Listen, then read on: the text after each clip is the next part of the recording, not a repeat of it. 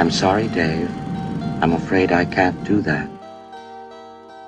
Je vais lui faire une offre qu'il ne pourra pas refuser. Can she be late for her cinema show? Antoine Doinel, Antoine Doinel, Antoine Doinel, Antoine Doinel, Antoine Doinel, Antoine. Le monde se divise en deux catégories.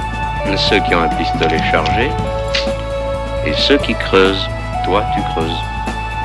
Parlez-vous, con de mime! Je suis un homme. Ah, personne n'est parfait. J'aime l'odeur du napalm au petit matin. Vous avez de la pâte? Vous avez du sucre? Alors avec la pâte, vous faites une crêpe puis vous mettez du sucre dessus? La mère suce des queues en enfer. And I am the best film director in the world.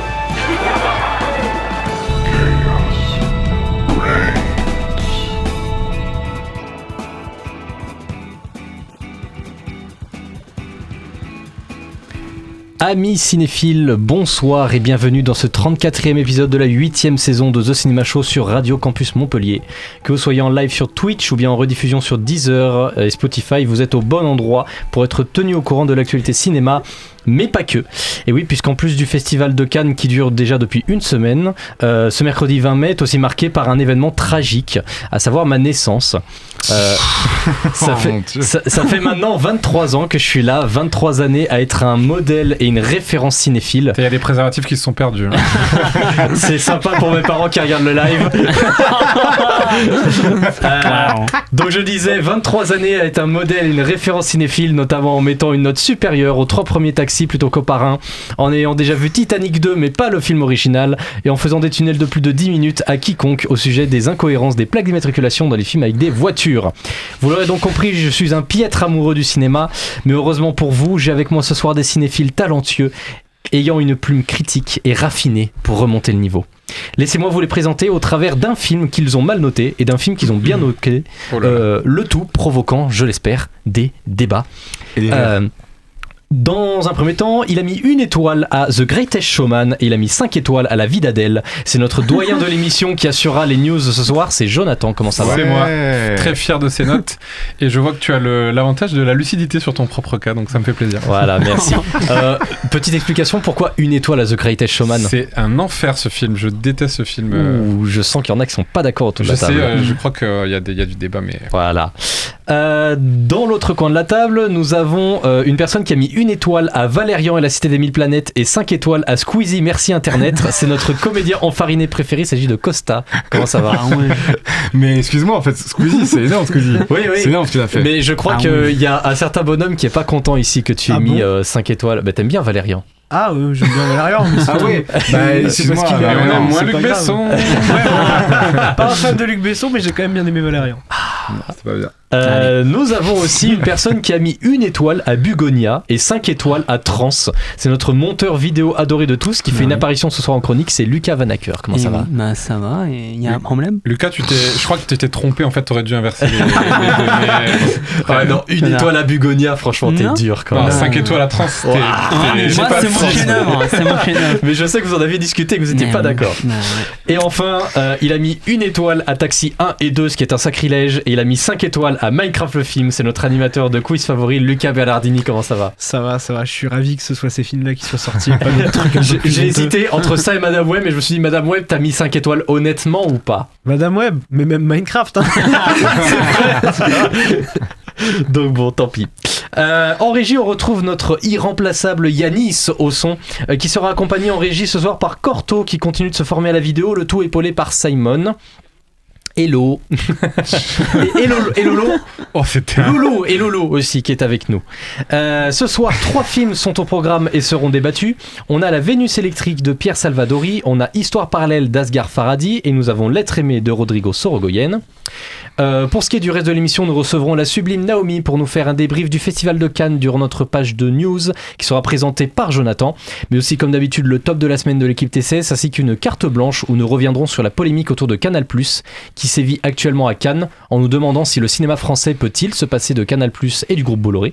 On aura évidemment comme à chaque fois le quiz écrit et présenté ce soir par Lucas Bernardini, mais aussi les traditionnelles recommandations de la semaine, mais tout d'abord place aux actualités de la semaine.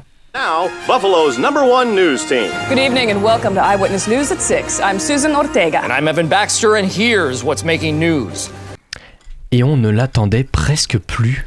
Il était à l'honneur au début du festival de Cannes puisqu'il a reçu une palme d'or d'honneur. Peter Jackson en a aussi profité pour dévoiler quelques détails sur son prochain projet.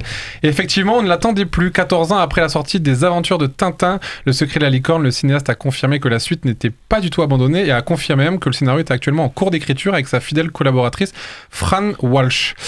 Tout ce que je peux dire pour l'instant, c'est que ça commence exactement là où le précédent film se terminait, révélé Peter Jackson lors d'un entretien à IndieWire. Fran et moi écrivons le scénario, ensuite nous l'enverrons à Steven Spielberg, je précise. Je pense qu'il aura forcément des commentaires et des notes à me transmettre. Nous allons faire des allers-retours comme ça jusqu'à obtenir un scénario qui nous plaît vraiment. Et à ce moment-là, nous dévoilerons quelques albums de RG seront adaptés dans cette suite. En tout cas, moi, j'ai hâte. Le célèbre Casse du Louvre va être adapté en film. Oui, et c'est Romain Gavras qui sera derrière le projet. C'est le film français qui a annoncé la nouvelle. Gavras a démarré l'écriture avec Simon Jacquet et Mourad Winter. Le film est librement adapté du livre d'enquête Main basse sur le Louvre de Jean-Michel Décugis, Jérémy Fanly et Nicolas Charles Torrent, qui sera publié fin mai chez Flammarion. Des retrouvailles bien plus rapides que prévu. Et oui, un an après Annette, Paul Mescal et Jessie Buckley partageront à nouveau l'affiche. Le film intitulé Hold On to Your Angels, écrit et réalisé par Ben Zettin. Et petite interrogation, les amis. Surprise, savez-vous qui est Ben Zettin autour de la table ? Pas du tout. Le médicament ? Pas le benzine, non. Ah, d'accord. Je vais vous donner quelques devoirs. Alors, c'est le réalisateur du splendide Les Bêtes du Sud Sauvage, un film très très cher à mon petit cœur. Et donc Ben Zettin revient donc 6 ans plus tard après Wendy, sa relecture de Peter Pan. Autre petite pépite à rattraper pour vous les amis. Situé aux portes du sud de la Louisiane, Hold On to Your Angels suivra un hors-la-loi promis à l'enfer incarné par Paul Mescal et une féroce gardienne des âmes perdues jouée par Jessie Buckley. Les deux personnages tomberont dans un amour aussi passionnel que destructeur alors que leur paradis marécageux en ruine les entraîne peu à peu vers leur perte. Ça donne envie. C'est magnifique. Un autre duo alléchant à l'écran. Et oui, Sébastien Stan et Ana de Armas partageront l'affiche de Impunity, un thriller d'espionnage porté par Pathé, réalisé par le cinéaste chilien Felipe Galvez, révélé par son western Les Colons. Le film s'inspire d'un moment clé de l'histoire contemporaine, l'arrestation de Augusto Pinochet à Londres en 1998. Pour le rappel, c'était la première fois qu'un ancien dictateur pouvait perdre son immunité et être jugé en dehors de son propre pays. Tourné entre le Chili, le Royaume-Uni et l'Espagne, en anglais et en espagnol, Impunity suivra 2 opérations secrètes menées en parallèle. D'un côté, un mercenaire recruté par une ONG, de l'autre, un émissaire chilien. Le cinéaste précise, avec Impunity, je veux explorer les pages effacées de notre histoire, en utilisant les codes du film d'espionnage, non pas pour glorifier les conspirations, mais pour montrer comment la justice peut être négociée, retardée, voire transformée en spectacle. Scarlett Johansson retrouve un cinéaste de renom. Après Paper Tiger de James Gray en compétition à Cannes que l'on découvrira prochainement dans nos salles, Scarlett Johansson retrouve un autre grand nom du cinéma américain en la personne de Ari Aster, un projet mystérieux nommé Scapegoat. Développé encore une fois par A24, comme souvent chez les projets d'Ari Aster, aucun détail sur l'intrigue n'a encore filtré. Le cinéaste cultive depuis le début un goût prononcé pour le secret. On dira juste que Scapegoat signifie bouc émissaire en français.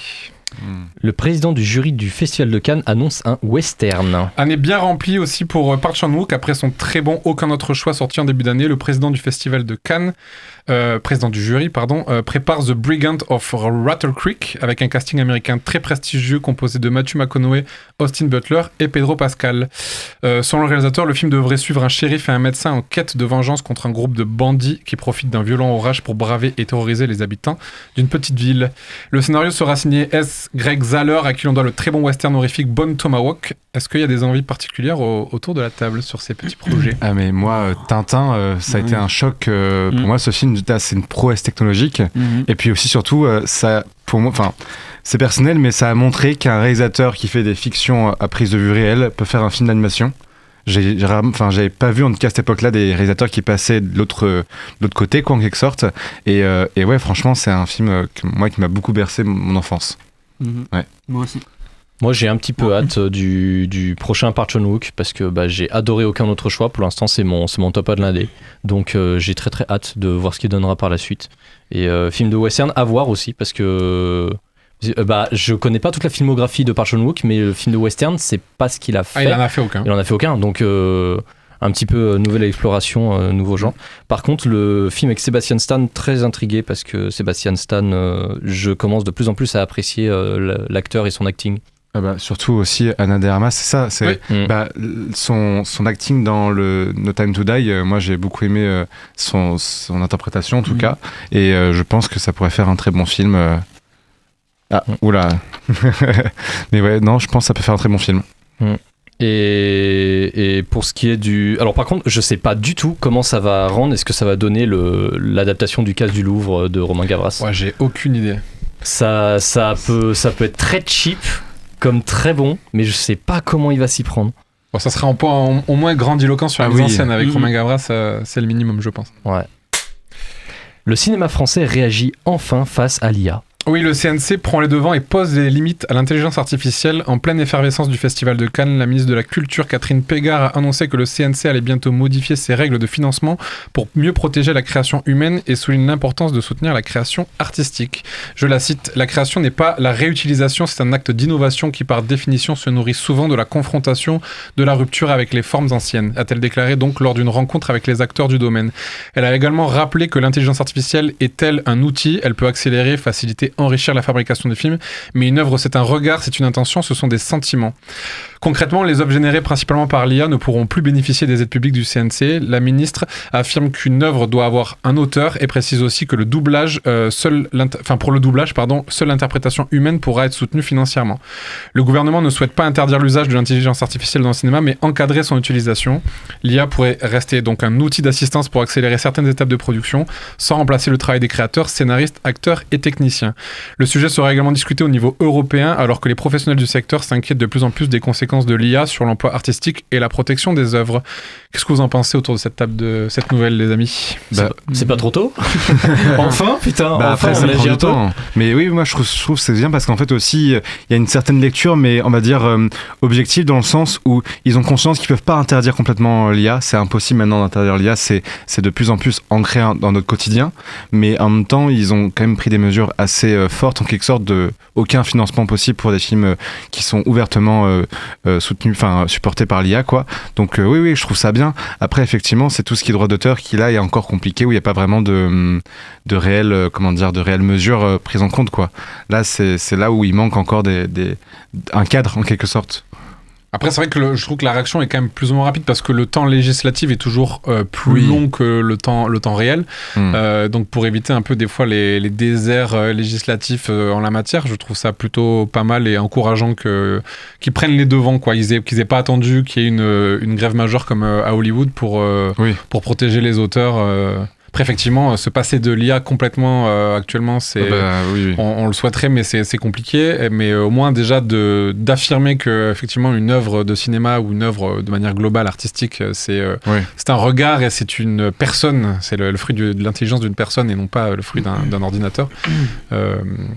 C'est déjà un premier pas, quoi. Mais c'est déjà bien qu'ils prennent des mesures comme ça parce que l'IA de l'autre côté, elle commence à bien progresser à un tel point où je sais pas si vous avez vu, j'ai vu ça sur Instagram, c'est un reportage de François Région. Ils ont fait un reportage dans une entreprise qui, pour la modique somme de 250 000 euros, te propose de faire ton film entièrement en IA. Si tu apportes un scénario, généralement ils essaient de viser les jeunes scénaristes qui ont entre 18 et 25 jusqu'à 30 ans parfois, et les jeunes scénaristes au fait apportent leur scénario, ils claquent 250 000 balles et pour 250 000 euros t'as ton film fait en IA et après qui peut bénéficier d'une distribution, d'une diffusion. Alors quelque chose, je suis pas devin mais je pense que ça va se casser la gueule très rapidement. J'espère que ça va se casser la gueule surtout. J'espère, ouais, parce que ça peut pas rester en place des trucs comme ça. Donc, mais je trouve ça surtout catastrophique que France 3 fasse surtout la promotion de ce genre de trucs aussi. Bah après, tu fais un article dessus, est-ce que tu fais vraiment une promotion? Je sais pas comment ils en ont parlé. Ils en parlaient, mais il y avait pas d'avis pour opposer à ça. C'était vraiment très élogieux. On présente ça comme une innovation, une nouvelle technologie, un truc qui va vraiment changer le monde du cinéma. Alors qu'en fait, non, c'est casse-gueule. Déjà, le projet est casse-gueule, mais si ça se démocratise beaucoup, c'est casse-gueule pour le cinéma tout court. De toute façon, les jeunes je sais pas qui a 250 000 euros sur lui, mais bon. T'as des jeux. T'en veux? Ouais. Bon, alors après, sinon, t'as des gens aussi qui font des emprunts. Ils font des emprunts, ils se ruinent à ça, et après ils font leur film et ils espèrent qu'ils peuvent le rembourser derrière. Mais de toute façon, en fait, déjà, si tu as cet argent-là, déjà, tu peux faire un film. En fait, tu n'as pas besoin de l'IA pour faire un film. Tu as des équipes, tu peux très bien tourner un film, quoi. Ça dépend. Si tu mets des dragons dedans, ça. Oui, c'est vrai.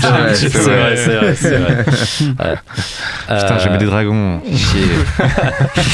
Et bah écoute, merci beaucoup Jonathan. Avec plaisir. Avant de refermer cette page de news, rejoignons sans plus tarder notre chère Naomi en direct de Cannes pour nous faire un débrief du festival. Oh là là. Oh Naomi. Alors vous allez m'écouter attentivement parce qu'il y a un ex-aequo. En direct de la Croisette, Je préfère la folie des passions à la sagesse de l'indifférence. Le Point Cannes de The Cinema Show.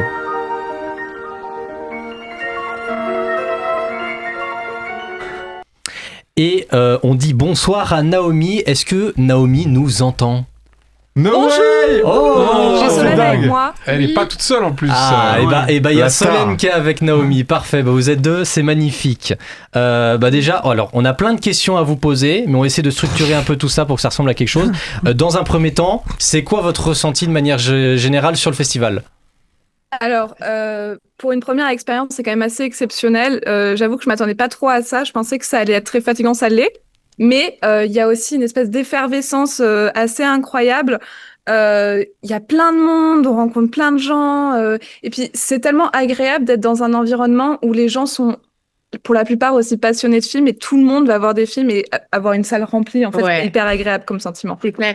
Et surtout qu'en plus, c'est des grandes salles, donc ça fait vite un effet majestueux. Ouais. On est tous là face à l'écran. Et on est tous là pour la même chose. Exactement. Donc, non, bonne ambiance. Et on mange très bien à Cannes. Ouais. Et on trouve de super lunettes de soleil aussi, il me semble. Oui, oh my god, la chance.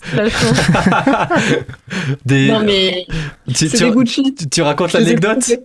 Tu veux que je raconte? Ouais, je peux raconter. Hein. En gros, j'étais en train de manger avec Oksana et juste avant de partir, je vois qu'il y a un truc par terre. C'est des lunettes de soleil qui ont été oubliées. Du coup, je les ramasse parce que personne n'était en train de les réclamer et je sors dehors et je vois quoi? C'est des Gucci. Non mais qui?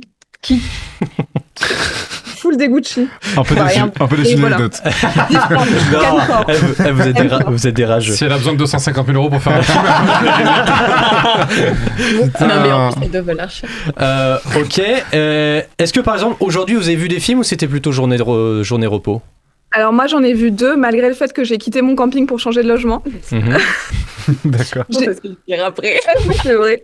J'ai vu le Triangle d'Or qui était en séance spéciale. Je me rappelle plus du nom de la réal, mais ça parle d'une fille qui devient assistante pour l'amante d'un prince saoudien. C'était très intéressant. Le thème est assez original, mais il y a plein d'idées de réalisation, mais ça reste un peu faible en termes d'intensité. Ça aurait été intéressant de voir s'ils pouvaient pousser le concept un peu plus loin, mais je me suis dit que peut-être qu'ils allaient le retravailler après le festival, quoi. Et j'ai aussi vu la restauration de la symphonie pastorale. C'était super, c'est un des films primés pour le tout premier festival de Cannes, donc ça c'était très cool. Et ce soir, je vais voir The Man I Love qui est en compétition. Voilà. Ok. Moi, ce matin, je devais aller voir le nouveau film de Almodovar, mais je me suis fait attaquer par un chat dans la rue. Les gars, je vous mens pas, il y a un chat qui m'a attaqué au visage qui était possiblement dans une bagarre et j'étais là au mauvais moment. Donc du coup, je n'ai pas pu aller, ça se voit pas, mais j'ai des petites égratignures. Elle pisse le sang. Elle pisse de partout. Et du coup, je ne l'ai pas vu. Je suis quand même allée à une séance cet après-midi pour aller voir Le Salut. Je sais plus le nom du réalisateur. Emmanuel Mar, Notre Salut, c'est ça? Voilà. Notre Salut, c'est exactement ça. Et c'était franchement bien, peut-être un peu long, mais je trouve que c'était amené d'une manière différente dont on a l'habitude de voir souvent la collaboration et la manière dont c'est fait. Là, on était vraiment dans le quotidien du coup de l'acteur principal interprété par Swan Arlo. Donc non, c'était très chouette. Et ce soir, je vais peut-être aller à la séance de minuit pour voir Roma Electricita, je crois, un truc comme ça. Voilà. Ok, très bien, très bien. Est-ce que parmi les films en sélection officielle, vous avez pu en voir quelques-uns entre vous, avec Oksana aussi? Oui. Est-ce qu'il y en a qui arrivent un petit peu à se dégager, s'il y en a que vraiment vous avez des gros coups de cœur, ou pas du tout, au contraire? C'est un peu compliqué, c'est-à-dire qu'on en a parlé avec pas mal de gens autour de nous et la plupart expliquent qu'ils sont assez déçus de la sélection de cette année et qu'il n'y a rien qui sort, entre guillemets, vraiment du lot et que tout est assez mid, on va dire ça comme ça. Et c'est-à-dire que moi, j'ai pas eu beaucoup de coups de cœur, surtout pour la sélection officielle. Pour l'instant, mon vrai gros coup de cœur, c'est Soudain de Hamaguchi. Mais globalement, la plupart des films qu'on a vus, sachant que, moi, je crois que j'en ai bien vu entre 8 et 10 de la compétition déjà. Franchement, mais moi, mon prono, malgré le fait que c'est pas un avis que je partage, je pense que L'être aimé peut avoir la palme. Oui. Mais je l'ai pas particulièrement aimé, mais moi, je te coupe parce que moi, pour le coup, je l'ai adoré. Et là, vraiment, c'est mon coup de cœur. Après, pour ma défense, j'ai pas vu Soudain. Donc peut-être que j'aurais penché. Je pense pas que Soudain aura la palme. C'est vraiment, Ah ouais. il a ma palme, la palme de mon Mais cœur. pourquoi tu penses qu'il aura pas la palme? Non, mais oui, Ouais, moi moi, j'ai pour pu voir L'être aimé et pour le coup, j'ai trouvé qu'il sortait vraiment du lot et qu'il était vraiment. Par contre, un truc qui est vraiment bien avec les films de cette année, c'est que les personnages féminins sont mis à l'honneur. La plupart des films en compétition ont un personnage féminin principal. Ouais. Et ça, c'est quand même assez cool. Et ils ont des traitements qui, pour la plupart, sont vraiment intéressants et j'ai pas envie de dire respectueux, mais c'est des vrais personnages. Ouais, c'est des vrais personnages. C'est pas juste des archétypes féminins mis là dans le film pour qu'on ait mis une femme. Ils servent à quelque chose et c'est chouette. Et est-ce qu'il y a un film où vous êtes quasiment toutes et tous unanimes pour dire que c'est pas bien du tout, il faut pas aller le voir? Histoire parallèle. On va en parler ce soir. On va en parler ce soir, justement, on va en parler ce soir. Mais L'être aimé aussi, on va en parler ce soir de toute façon. Mais pour le coup, je pense qu'autour de la table, L'être aimé, on est plutôt de l'avis de Solène. Ouais, mais je sais que, Oksana est de mon avis aussi, mais on est un peu, c'est une unpopular opinion, quoi. Ouais. Mais sinon, en termes de mauvais films, vraiment, pour Histoire parallèle. Histoire parallèle, c'était... Moi, j'ai vu L'Inconnu aussi. Ah oui, c'est vrai. Hier matin. Mais je pense que le fait de l'avoir vu à 8h30, ça a peut-être joué aussi parce que j'étais fatiguée et vraiment, regarder ça à 8h30, c'est quand même assez lourd. Mais j'ai détesté. Vraiment, j'ai trouvé ça super long. En fait, on aurait dit le film It Follows. Je sais pas si vous l'avez vu, je sais plus le réel, mais le nom du réalisateur. Mais on aurait dit ce film-là, mais version pas d'horreur et française. Mais enfin bref, j'ai vraiment pas aimé. Donc ouais. Mais Et je sais qu'on a été plus convaincus par des films qui sont hors compétition que des films de la compétition. Et bah c'est génial que tu dis ça parce que du coup ça me permet de renchérir sur la question d'après qui est-ce qu'il y a des films qui sont pas dans la sélection officielle, que ce soit par exemple dans la quinzaine ou dans les séances de minuit et qui vous ont vraiment marqué, qui ont été un petit peu des coups de cœur? Alors, moi, il y en a deux en particulier. Il y en a un qui est dans la sélection Un certain regard, qui est Club Kid, le premier film du réalisateur. Alors, je me rappelle plus comment il s'appelle, je suis désolée, mais il y a Diego Calva dedans. Il y a le réalisateur joue dedans et c'est vraiment un super film. Il y a plein d'originalité en termes de réalisation. L'acting, il est incroyable, c'est très drôle, mais c'est aussi très émouvant. Émouvant. C'est aussi très émouvant. Et ça filme le monde de la nuit LGBT à New York. Et j'avoue que c'est quand même... on se sent un peu privilégié de pouvoir enfin rentrer dans ce monde parce que c'est un monde extrêmement sélectif, mais vraiment sélect. Donc, savoir que on a pu peut-être avoir un petit inside via ce film, c'est super. Et ça parle aussi de la relation d'un père et de son fils. Bref, c'est très mignon, j'ai pleuré, c'était super. Tout le monde a applaudi et tout. Et le deuxième, pour moi, ça serait Marie-Madeleine, qui est incroyable. Pareil, c'est Un certain regard, je crois, Marie-Madeleine. c'est Un certain regard. Et il y a une originalité en termes de récit, en termes de comment on raconte l'histoire, en termes de réalisation qui est incroyable et une fin qui t'arrache le cœur. Mais je suis restée bloquée dans mon siège en mode quoi? Mais qu'est-ce que je viens de voir? Bref, Ouais. Marie-Madeleine, c'était génial. Non, puis moi je l'avais vu en plus avant la présence du film, donc on était juste devant eux, et là on se retourne et on voit toute l'équipe du film avec la réal qui était là, qui était tellement émue et fière, et ça se voyait que toute l'équipe avait vraiment fait un projet ensemble, c'était pas juste l'histoire qu'elle voulait raconter, c'était tous ensemble, donc vraiment génial. Et t'as fini? Parce que moi pour le coup c'est aussi... Hyper agressif. T'as fini? Non, pardon. Je peux te mettre un tunnel, c'est bon? C'était pas ça, c'était plus. Est-ce qu'elle a fini de dire ses coups de cœur? Est-ce que je peux passer au mien? Parce que j'ai aussi donc Marie-Madeleine comme coup de cœur et le documentaire Une vie manifeste qui est passé en Cannes classique. Il me semble que c'était voilà dans ce programme-là.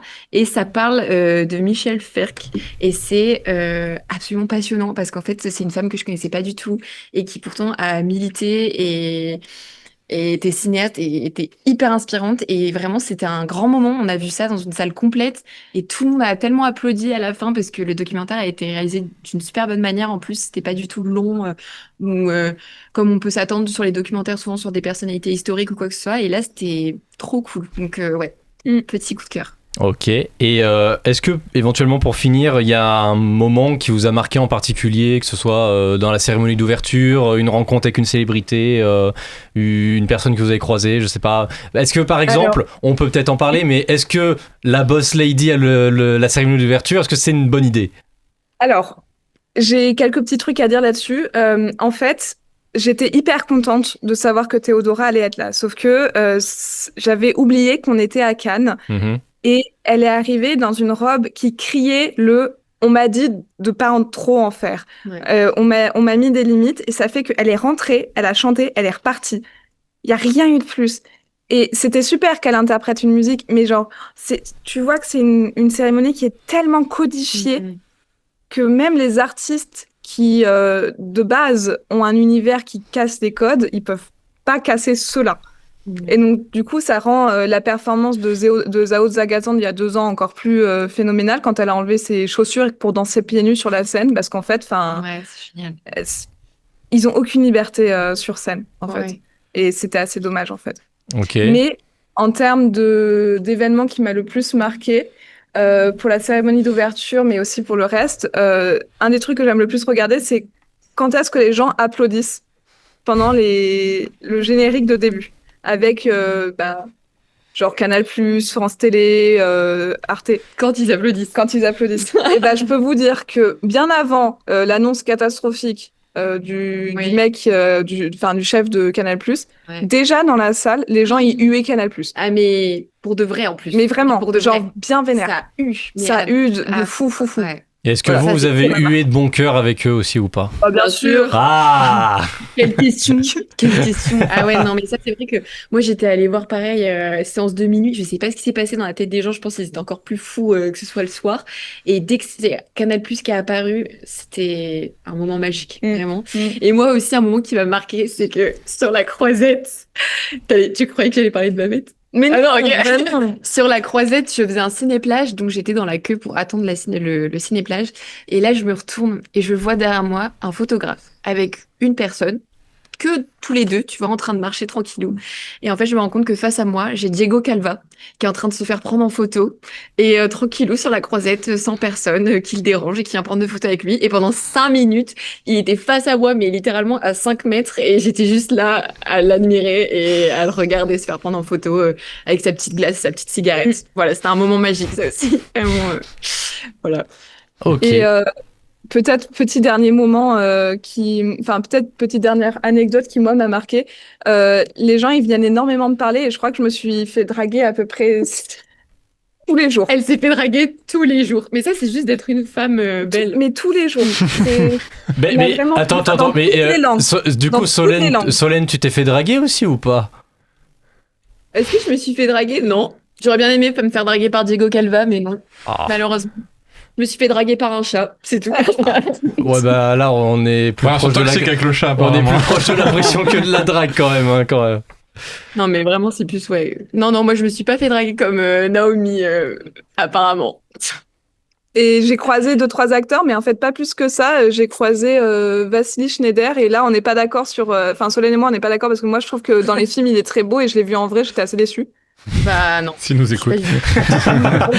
Je l'ai vu descendre les escaliers face à moi avec les cheveux au vent, habillé d'une manière tellement élégante, enfin vraiment. Mais Solène a vu la personne la plus importante de tout le festival de Cannes, c'est-à-dire Babette. Je l'ai croisée 2 fois. Et je suis extrêmement jalouse.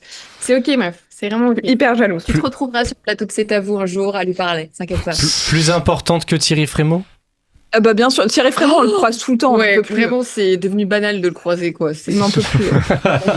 D'accord. Ok, très bien. Et écoutez, merci beaucoup de nous avoir partagé vos petites reviews sur ce festival de Cannes. Et puis on espère vous retrouver très prochainement pour le débrief complet de la cérémonie. Ah oui, moi je suis là la semaine prochaine pour le débrief. Et parfait, voilà, de toute façon va falloir tout nous raconter parce qu'on est un peu jaloux. Quant à nous, on va refermer cette page de news et place au débat.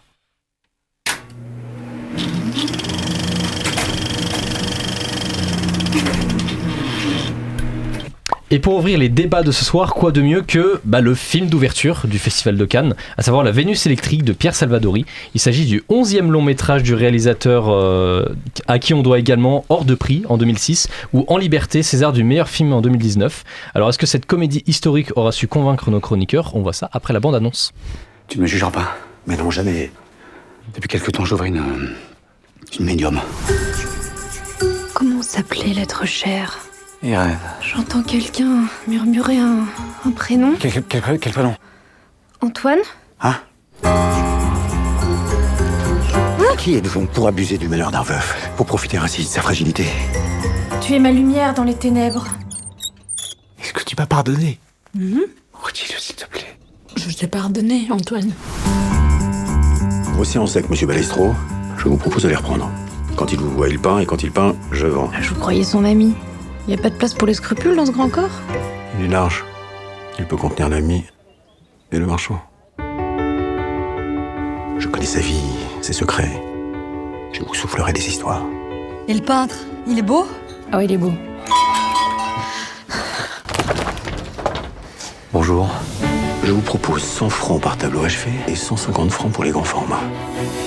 Peins le monde pour moi. Elle m'a demandé de peindre. C'est merveilleux, ça. Je n'avais pas touché un pinceau depuis son décès. Ah, Irène, si tu savais, ce lac. Je voudrais parfois y retourner et m'y laisser couler. Hein ? Je te l'interdis, tu m'entends ?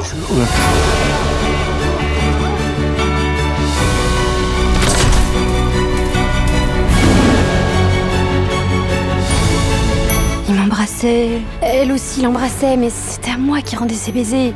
Et plus elle apparaît, moi il me voit. Il a pris conscience qu'il vous embrassait vous, et là, on a ressenti un mélange de stupeur et de désir. Ah oui ? Et aussitôt de honte, attention. Ah bon ? Et je fais un petit erratum, il n'est pas César du meilleur film, il était nommé dans le César du meilleur film. Pour le film En liberté. Voilà, pour le film En liberté, je précise. Et maintenant, La Vénus électrique. Paris 1928. Antoine Balestro, jeune peintre en vogue, n'arrive plus à travailler depuis la mort de son épouse et désespéré, Armand son galeriste, je vais y arriver. Un soir d'ivresse, Antoine tente d'entrer en contact avec sa femme par l'intermédiaire d'une voyante. Sans le savoir, il parle en réalité avec Suzanne, une modeste foraine qui s'est glissée dans la roulotte pour y voler de la nourriture. Suzanne se révèle douée pour l'imposture et rapidement secondée par Armand, elle enchaîne les fausses séances. Côté casting, on retrouve Pio Marmaille, Anaïs Demoutier, Gilles Lelouch, Vima Laponce ou encore Gustave Kervern. Et on ouvre les débats avec Costa. Qu'est-ce que tu as pensé de La Vénus électrique ? Eh bien, c'est un film très agréable, un petit film très léger, donc très amusant. Gros big up surtout à Vima Laponce et à Anaïs Demoustier qui, je trouve, rehausse tout le sujet, toute l'interprétation. En fait, notamment par exemple la partie flashback avec Vima Laponce qui est vraiment hyper intéressant à suivre. Et en fait, surtout aussi, moi, il y a quelque chose qui m'a beaucoup plu, c'est la manière de comment ils parlent des émotions. Ils ont une manière de parler de l'amour, tout ça, qui est hyper intéressante, je trouve. Et ça m'a beaucoup plu. Après là-dessus, en termes de dialogue, ça parle beaucoup. Il y a un petit côté un peu théâtral qui parfois du coup rend ce côté léger et donc très agréable à suivre, mais aussi parfois ça parle trop pour rien dire. Et ça c'est vraiment dommage. Parfois ça m'a fait un peu sortir du film. Et c'est ça en fait, c'est que c'est un film très agréable, mais aussi malheureusement très oubliable dans le sens où il n'y a pas tant que ça. Il m'a pas tant que ça marqué, pardon. Et même il y a il y a pas tant que ça, on va dire en fait, les enjeux, l'intrigue est pas tant que ça forte en quelque sorte, et au final c'est assez plat l'histoire. Enfin, je sais pas si vous voyez ce que je veux dire, mais ouais, j'avais le sentiment il y a pas tant que ça d'enjeux quoi dans le film, mais c'est quand même très agréable à voir. Ok. Et pour ce qui est du coup des dialogues, moi je trouve que j'étais assez d'accord sur le début. C'est un film qui parle beaucoup et qui du coup a tendance à se limiter en termes d'action. Et je trouvais pour le coup, moi j'avais un véritable souci avec le fait que moi le vrai truc qui m'a posé problème, c'était pour le comique. Je trouve que les vannes sont attendues. C'est-à-dire que c'est très linéaire, c'est très simple, voire même parfois trop simple, et au fait c'est les vannes, on les attend quoi, parce que c'est le scénario, on le devine assez facilement, mais je pense que je peux me retourner vers Jonathan qui n'est pas du tout d'accord avec moi Non, parce que Voilà. dans le sens où je pense que c'est pas un film de vanne, c'est pas une comédie qui va jouer sur un rythme comique. Après moi en fait les films de Salvadori, je trouve qu'il y a toujours un charme fou en fait qui est hyper communicatif et dans lequel je me fais embarquer à chaque fois. J'avais un petit peu peur de ce film à costume et tout qui avait l'air assez ambitieux sur la forme et effectivement il y a un côté très léger, c'est un vrai film romantique mais dans le sens noble du terme.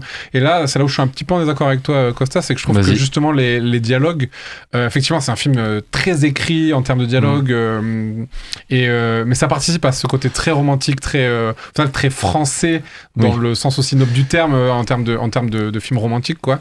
Et moi c'est un charme qui a opéré assez rapidement sur moi quoi. Et ce que j'aime bien aussi c'est que là où le charme de ces films marche bien même en termes de comédie, c'est que c'est toujours des films sur la tromperie, les faux semblants, tu vois, le fait de jamais être sur oui c'est un film très théâtral là-dessus aussi et mais il y a toujours une mélancolie ici derrière, même que ce soit en Liberté qui est une comédie un peu plus pure, il y a toujours une mélancolie derrière dans les films de Salvadori qui me plaît et je trouve que là elle est encore plus décuplée que d'habitude. Mais après, et moi ça me plaît beaucoup ça. Tu vois les dialogues en fait je me rends compte que c'est des dialogues surtout des personnages féminins qui m'ont charmé. Quand je parle des émotions en fait au final c'est les dialogues des personnages féminins et justement là où je trouve ça théâtral c'est en fait c'est le Gilles Lelouch et Pio Marmaille. Merci Pio Marmaille qui m'ont beaucoup moins convaincu. C'est là en fait plus eux qui m'ont fait sortir du film c'est ça qui m'a rendu ça théâtral, qui m'a fait sortir du film et pour ce qui est de Lucas, je me tourne vers toi. Qu'est-ce que tu as pensé de la Vénus électrique? Je suis totalement d'accord avec Costa et Jonathan sur, on va dire, c'est un film extrêmement dans l'émotion. On est frappé par l'émotion. Personnellement, moi, j'ai été émerveillé par cette forme d'émotion qui envahit chaque minute du film. Malgré le début, j'ai eu du mal, personnellement. Parce qu'il y a eu plein de raisons, mais surtout on parle de magie, on parle de arnaque, de fabrication de la magie un peu, et le cinéma n'était pas au courant en fait, parce que pendant 15 minutes du film, les lumières étaient allumées. Donc on s'est dit, là ils n'ont pas eu le mémo en fait. Donc on était vraiment dans la magie, et aussi à part ça, moi le film m'a pris au trip dans l'émotion. Au moment de l'arrivée des journaux, on l'arrivée de Vimala Bones, où on raconte son histoire. Et là, c'est à ce moment-là où, bam, on m'a capté. On m'a pris dans le bus, et j'ai vraiment été dans un voyage aussi émouvant soit-elle. Et comme tu as dit, et je suis d'accord, les dialogues sont délicieux. Surtout un qui m'a bouleversé, c'est un dialogue de Vimala Bones qui dit aimez-le quand il ne s'aime pas et il vous le rendra. Et moi personnellement ça m'a touché. Et puis Anaïs de Mousnier, très bien, l'histoire d'amour avec Pio Marmaille. Et moi bizarrement je sais pas pourquoi, mais le trio amoureux entre Gilles Lelouch, Vimala Bones et Pio Marmaille, je suis désolé on va pas être d'accord nous deux, mais c'est waouh. C'était pour moi le cœur du film personnellement. Et en termes de mise en scène, de réalisation, moi j'ai vu En Liberté, que j'ai trouvé ingénieux, de folie. Là, on est plus dans le modéré, on est là pour faire l'émotion, pas faire des travelling de malade. Donc évidemment au début je me suis dit, on m'a un peu perdu. Mais quand j'ai compris le concept, l'émotion réellement de ce qu'on veut raconter, là je me suis dit, allez, vas-y, profite. C'est vrai que j'ai l'impression que c'est plus un film de scénario. Sur la mise en scène, c'est vrai qu'il est assez sage, Salvadori, il est moins ingénieux, comme tu dis, sur En Liberté. Mais je trouve que c'est sur le scénario où il est quand même assez précis. Et je te rejoins sur le côté émotion. C'est vrai que moi, le film, c'était une petite balade légère. Et à un moment, c'est vrai que je me suis fait prendre aussi à l'émotion. C'est là où je trouve le film peut-être moins oubliable que pour toi. Parce qu'à un moment donné, il y a des vraies séquences, mais romantiques, un peu tristes et mélancoliques, où le film te prend un peu par surprise en disant, ah ok, en fait, on n'est pas dans une petite comédie romantique légère et tout. En fait, non, il y a quand même des vrais enjeux, des vrais dilemmes romantiques et émotionnels qui t'attrape un peu, quoi. Bah, pour moi, ça, tu vois, c'est le flashback. En fait, je suis pareil, j'étais dans le bus avec toi d'ailleurs. Je sais pas si t'avais vu. Non. mais en fait, c'est le début et la fin. Ils ont un côté archétype de scénario qu'on a déjà vu, qu'on peut prévoir. Et c'est tout le flashback où on voit ensemble le développement de cette histoire. Moi, il y a une scène où où les deux personnages suivent ensemble l'histoire de cette film, enfin, du personnage. Et là, on est très pris dans l'histoire. Vraiment, c'est hyper prenant. Mais oui, c'est tout au début à la fin où on revient plus à une histoire, on va dire, plus de, à suspense en quelque sorte, où là, ça m'a beaucoup moins intéressé. Et ben, je vais me tourner vers quelqu'un qu'on n'a quasiment pas entendu depuis le début de l'émission. Eh oui, c'est vrai. C'était très silencieux. Et qu'on a pourtant cité via Lucas Vanacker. Qu'est-ce que toi, tu as pensé de la Vénus électrique? J'ai l'impression que tout a un peu été dit quand même. Je rajouterais moi que j'ai quand même trouvé le film un peu long. C'est vrai qu'il dure de 2 heures et quelques, je crois. C'est un peu. 2h15, je crois. Oui, je l'ai trouvé un peu long surtout sur la fin. C'est pour ça que j'avais du mal avec le triangle amoureux. Moi, je trouve qu'il arrive assez tard et que c'était un moment où je trouvais déjà que le film prenait en longueur. Sinon, je suis toujours aussi amoureux d'Anaïs de Moustier. Oui, bien sûr. Ça a été un gag, fut un temps. Ça a été un gag dans l'émission fut un temps, mais c'est vrai qu'Anaïs de Moustier, mon Dieu, qu'est-ce qu'elle est extraordinaire. C'est une très grande actrice. Elle crève l'écran dans le film. Elle crève l'écran. Elle est drôle, elle est émouvante, elle est vraiment parfaite. Moi, j'avais adoré En Liberté, pour le coup. Ouais. Et c'est vrai que celui-là m'a peut-être un peu moins eu, peut-être aussi parce que je suis plus client de la comédie de En Liberté que du rythme comique de la Vénus électrique. Par contre, j'adore le côté freak show. J'adore quand ils sont dans cette foire. Je trouve que visuellement, ça marche super bien. Non, j'ai beaucoup aimé le film. J'ai juste trouvé qu'il s'est tiré en longueur. Et vous avez vraiment dit tout ce qu'on pouvait en dire. Donc voilà. Et pour éviter que cette émission soit étirée en longueur aussi, on va déjà marquer une petite pause musicale qui est toute trouvée ce soir, puisque lorsqu'on regarde sur nos réseaux sociaux depuis maintenant plusieurs jours, ce sont les femmes qui font tout le travail au Festival de Cannes sous un soleil de plomb, pendant que les hommes ont les pieds sous la table à attendre leur débrief en plateau. Alors vu que les hommes ne font donc absolument rien, c'est parti pour The Boy Does Nothing de Alessia Dixon. On se retrouve dans quelques minutes. I got a man with 2 left feet, and when he dances not to the beat, I really think that he should know that his rhythms go, go, go. I got a man with 2 left feet, and when he dances not to the beat, I really think that he should know that his rhythms go, go, go. Does he wash up? Never wash up. Does he clean up? No, he never cleans up. Does he brush up? Never brushed up. He does nothing. The boy does nothing. Wash up. Never wash up. Does he clean up? No, he never cleans up. Does he brush up? Never brush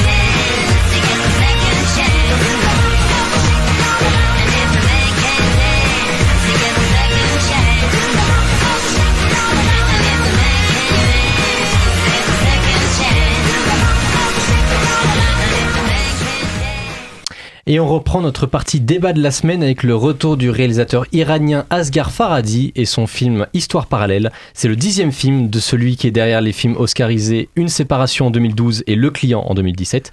Il est l'heure de voir si nos chroniqueurs ont justement été clients de ce long métrage. L'autre jour, je l'ai revu. La ressemblance de cette femme avec ma mère est peut-être un hasard. Mais le fait qu'elle travaille dans l'appartement de l'autre côté de la rue n'est pas qu'une simple coïncidence. N'est pas qu'une simple coïncidence. Comment tu fais pour écrire ces histoires? Comment tu les inventes? Pourquoi tu veux savoir?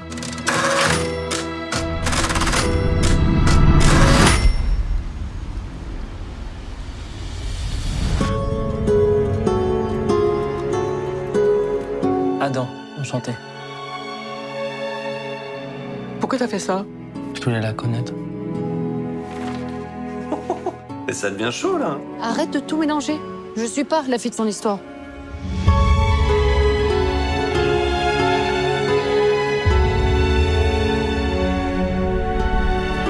Ça n'a rien à voir avec nous, ces conneries. Bah parce que ça n'a rien à voir avec vous, pourquoi vous êtes si énervé?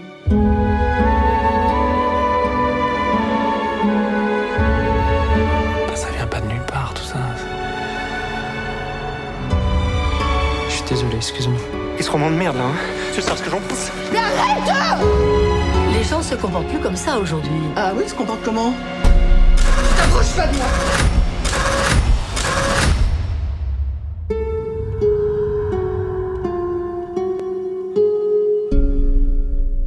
En quête d'inspiration pour son nouveau roman, Sylvie espionne ses voisins d'en face.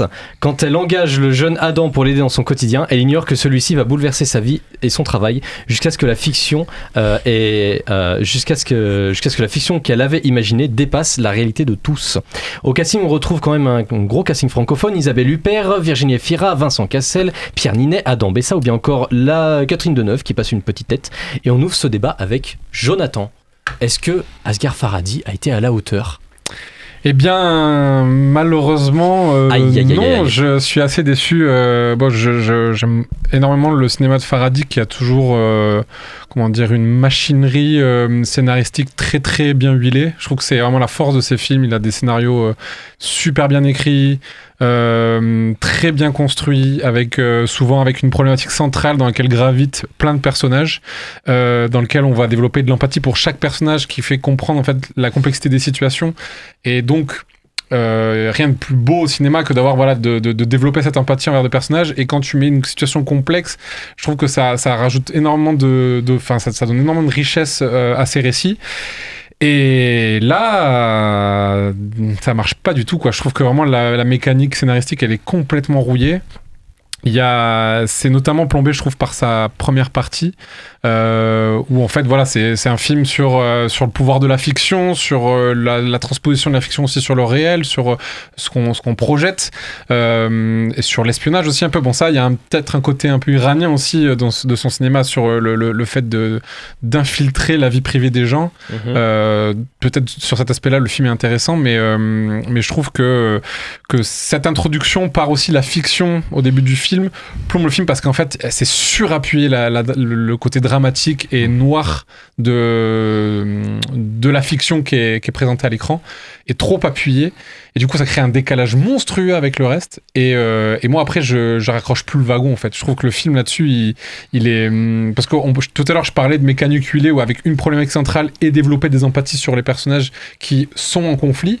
Ben là, je développe d'empathie pour personne et le conflit ne m'intéresse pas. Le cœur du film est assez léger au final.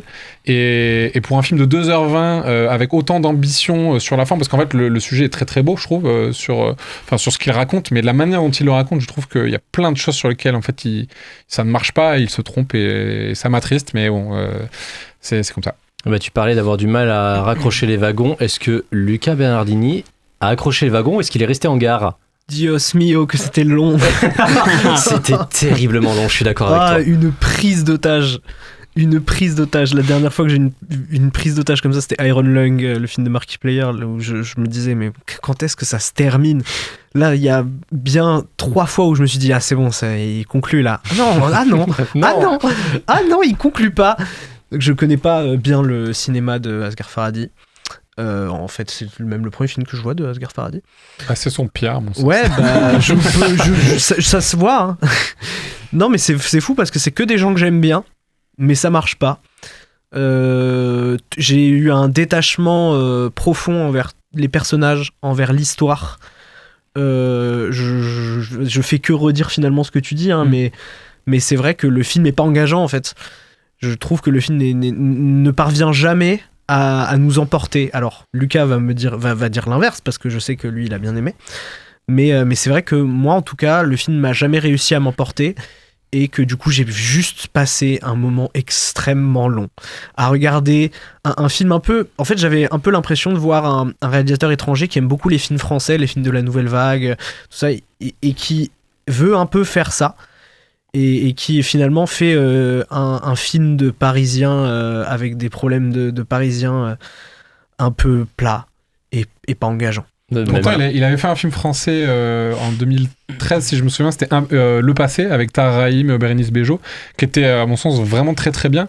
Et donc j'avais un peu peur, moi, des fois, souvent, les cinéastes étrangers, quand ils viennent en France, il y a un petit piège, souvent, ça peut être des films un peu ratés, ou un peu justement fantasmer le cinéma français. Ouais, mais il avait évité ce piège-là avec Le Passé, donc du coup, j'étais plutôt confiant, moi, sur Histoire parallèle. Mais c'est vrai qu'il y a ce côté aussi, moi, je pense que ce qui empêche l'émotion, c'est que tout est surligné, surappuyé. Bien sûr. Enfin, tout est sursignifié en permanence sur le scénario, que ce soit sur les caractérisations des personnages, sur les situations. En fait, il est en mode genre vraiment, par exemple, le personnage, je trouve, de Pierre Ninet est vraiment peut-être l'un des gros points faibles du film, où vraiment c'est joue la tristesse et la mélancolie. Moi, je trouve que Ninet, il est pas mal. Enfin, j'aime bien Ninet dans le film, mais le personnage, c'est autre chose, quoi. Oui, voilà. Mais c'est que du coup, effectivement, il a pas une partition facile à jouer parce que c'est tellement surligné, c'est vraiment genre, joue la mélancolie, joue la tristesse. Là, t'es vraiment très très déprimé. Le mec, il arrive avec des cernes qui tombent sur ses talons, quoi. Je trouve du coup, enfin voilà, les intentions sont tellement appuyées que je trouve pas la subtilité qui fait la force de son cinéma d'habitude, quoi. Et ben j'ai envie de me tourner vers quelqu'un qui, à mon avis, va pas du tout être d'accord avec ce que tu as dit sur Pierre Ninet et même avec ce que vous avez dit sur le film de manière générale. C'est Lucas. Oui, non, mais après, moi, je suis un peu comme Lucas sur le fait que c'est mon premier film de ce réalisateur que j'attendais. J'ai vu la bande-annonce, je me suis dit, bon délire. Et d'ailleurs, un truc que vous n'avez pas parlé, c'est la musique qui est presque omniprésente et qui, bizarrement, pour moi, toujours personnellement, elle impose une atmosphère angoissante et surtout intrigante sur cette histoire-là. Moi, le début, quand je l'ai regardé, j'étais un peu de marbre. Je suis un peu le personnage d'Isabelle Huppert.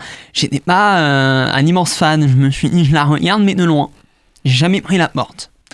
Et au moment où il y a l'arrivée, d'ailleurs, vous avez absolument pas parlé de cet acteur-là, et c'est honteux, c'est Adam Peza, qui, je trouve, je sais pas, m'a embarqué dans cette fascination du voyeurisme. Le film parle du voyeurisme. Et ça parle, comme l'a dit Jonathan, ça parle de la puissance de la fiction, de l'imaginaire. Et le film a deux parties. Évidemment, la première, c'est l'imaginaire. Et la deuxième partie, c'est la réalité. Et comment le réel s'enveloppe, confronte la réalité et la fiction, m'amène à dire que c'est extrêmement intéressant sur le côté malsain. Et surtout, tout se représente à travers une séquence qui est d'ailleurs la seule séquence de cette actrice-là, c'est avec l'actrice de Neuve, où on parle de l'être humain, où l'être humain c'est de la merde, il y a plein de problèmes, et ça représente bien les personnages du film. Ils sont avec une complexité, une ambiguïté, surtout une noirceur. Tu parles de Pierre Ninet, moi je trouve que ça faisait extrêmement longtemps que je l'ai vu comme ça. Dernièrement, c'est les Amants de Nicole Garcia. Donc, physiquement, un peu torturé, on va dire. Donc, moi, j'ai aimé ce côté-là. Surtout, les cheveux m'avaient marqué. Je sais pas pourquoi. Par moment, on s'attache à des sauces. Là, c'était les cheveux. Et surtout, une scène qui, moi, m'a énormément fait penser à. Comme t'as dit, ils aiment le cinéma français. Ça m'a fait penser à Jean-Pierre Melville, la scène dans la voiture avec Pierre Ninet et Vincent Cassel. Je sais pas si vous voyez. J'ai pas vu, je vois pas avec ce film, le câble. Oui, ouais, bien sûr.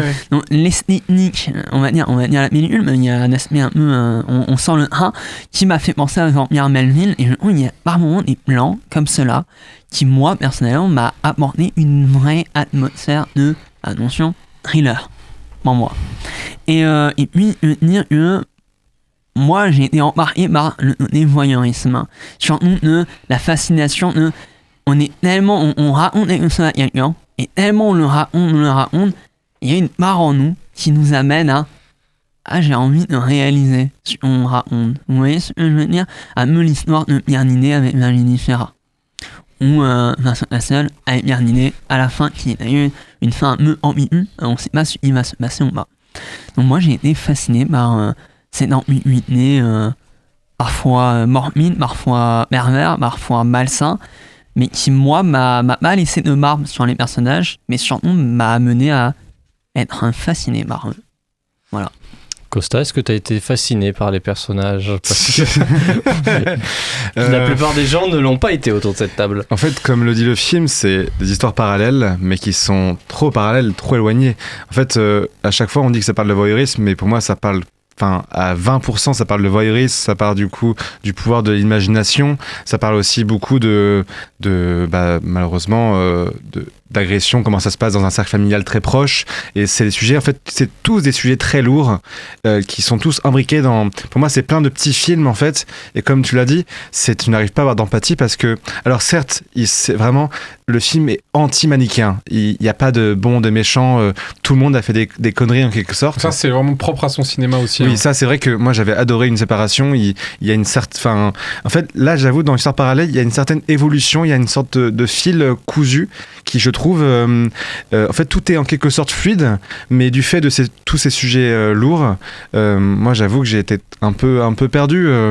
Moi, c'est surtout la seconde partie qui m'a eu, où, comme tu dis, on parle de la réalité et que tout ça, en fait, s'applique en quelque sorte. Mais oui, le protagoniste, c'est vraiment terrible. En fait, je trouve que moralement, c'est vraiment problématique, quoi, de donner autant de vouloir donner de l'empathie, en plus qui ne marche pas, à un personnage qui agit de la sorte. Et non, c'est un film qui m'a autant perdu que fasciné, parce que oui, en fait, effectivement, ça va au plus profond des gens. Ça va vraiment chercher dans leur vice, quoi.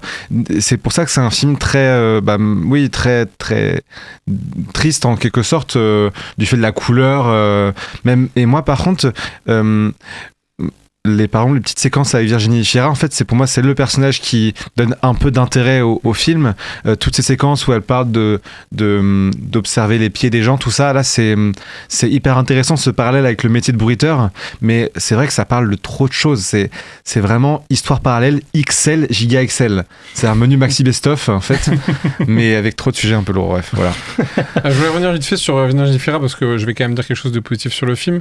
C'est peut-être, je trouve, celle qui s'en sort le mieux. Et j'étais assez impressionné de sa performance sur la scène du café. Oui. Bon, ça, après, je vais pas trop envie de spoiler, mais elle a une puissance dans le regard à un moment donné où je me suis dit, ah ok, là, putain, et là, ça m'a un peu frustré aussi, parce que je me suis dit, si tu arrives à trouver cette justesse-là avec tous tes personnages pendant tout le film, là, du coup, tu pourras avoir un truc vraiment immense, quoi.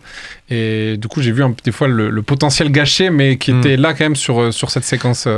Mais pourtant, en fait, en vrai, pour moi, le vrai défaut, c'est le protagoniste du film. C'est vraiment lui qui gâche tout, parce que je trouve quand même que il y a tellement de choses, et pourtant, ça suit quand même un truc assez fluide en quelque sorte. On va dire que c'est pas, on voit pas, enfin, il n'y a pas forcément d'excuses qui permettent de faire pousser le scénario. C'est juste ce protagoniste qui m'insupporte, quoi. Oui, mais je suis d'accord avec toi, et je trouve aussi qu'il y a un aspect problématique à sa manière dont il agit, notamment vis-à-vis d'utiliser l'œuvre, etc. J'ai vraiment été dérangé par ça. C'est présenté comme problématique dans le film aussi. Oui, moi, je sais pas. Mais moi, j'ai vraiment eu du mal. Après, il y a une forme d'ambiguïté. Je spoil un peu, mais au début, il y a un vol dans la métro. Il empêche la voleuse. Et après, on apprend qu'il est voleur. Non, il y a une forme. Les personnages sont extrêmement riches, et surtout ce personnage-là, qui certes est un peu complexe, malsain, tout ça, mais c'est le sujet du film. La fascination d'Isabelle Huppert est transmise par ce personnage-là, qui continue, on va dire, soi-disant le roman. Parce qu'on sait que c'est constamment dit par les personnages donc, qui sont observés, notamment de Virginie Fira, où en fait elle développe un peu d'empathie, mais elle est toujours en fait arrêtez de me suivre, arrêtez, c'est bizarre ce que vous faites. Donc je veux dire, il est complètement constamment confrontées à ces attitudes. Donc effectivement, elles sont présentées comme problématiques. Après, effectivement, l'ambiguïté du film, c'est là où c'est intéressant, c'est qu'on joue sur cette ligne fine, genre jusqu'où on peut aller dans le voyeurisme, jusqu'où on peut aller dans l'imagination. Et où est la limite, quoi. Oui, mais ça l'est pas parce que, par exemple, le fait qu'elle soit aussi gentille avec lui quand il est pas là, en quelque sorte, ça c'est pas compréhensible, tu vois. Tu te demandes pourquoi elle appelle pas la police plus tôt, en quelque sorte. Ah oui, mais après il a l'air innocent, hein. C'est-à-dire il est pas aussi horrible physiquement. Il a tenu. À Vincent Cassel, non, elle a tenu à Vincent Cassel. Oui, mais s'il l'aurait vu, il fait pas peur. Après, c'est pas parce qu'il a l'air innocent qu'il est innocent. Après, j'ai l'impression les personnages sont tellement noirs ou blesses que ça vous plaît pas, mais c'est le sujet du film aussi, ça parle de Davis, comme vous avez dit. Donc, pas besoin de l'aimer, même pas le comprendre, mais essayer de chercher, de savoir pourquoi, nanani, nanana, tout ça. Et je propose que Pardon, je vous parler d'une théorie qui est peut-être pas sûre, hein, mais je pense sincèrement que les 2 derniers plans du film sont des images IA. Ouais, je le pense sincèrement et je trouverais ça pertinent par rapport au fait que ça parle d'imagination et tout. Il y a un plan particulier où il sort du métro où ça donne vraiment cette sensation d'IA et ça pourrait être, on va dire, métaphoriquement pas mal dans le sens où tout le film parle d'imagination et tout, le fait que, enfin bref. Mais c'est-à-dire on y a les gens, l'environnement, la lumière, ça fait vraiment un aspect IA. Oui. Voilà. Et sur ce, on va passer au film suivant. Mais vous l'aurez compris, on n'est pas du tout convaincus. Et le film suivant, c'est le retour d'un grand réalisateur, à savoir Rodrigo Sorogoyen. Le réalisateur espagnol derrière le multi-récompensé Asbestas en 2022 revient avec son nouveau film intitulé L'être aimé. Voyons voir si cette fresque familiale et cinématographique aura su convaincre nos chroniqueurs. Hola. ¿Cómo estás? ¿Qué tal? Bien, ¿y tú? Hace muchos años, ¿no? 13 años. Bueno, la película se llama Desierto. Y que me encantaría que fueras parte de ella y que fueras el personaje de Gabriela. Vale, corta. ¿La gente de la peli sabe que eres mi padre o qué sabe? No, vamos, eso no va a ser nunca un problema, Emilia. Bueno, para mí sí, quizás.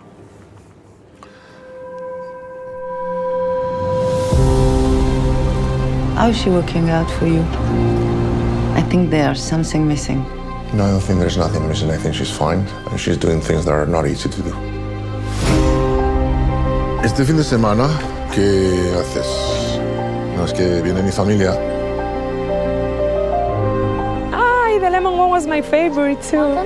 ¿Tú sabías eso? ¿El qué? Que mi favorito era el de limón.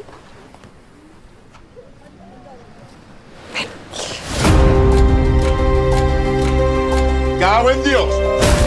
¿Tengo que llevar yo la cámara o qué? No me des tanto suelo, por favor. Que no hace falta hablar así, con esta violencia. ¿Perdón? He venido aquí a trabajar, a ser actriz en tu película, pero no he venido a ser tu hija. Hasta mañana.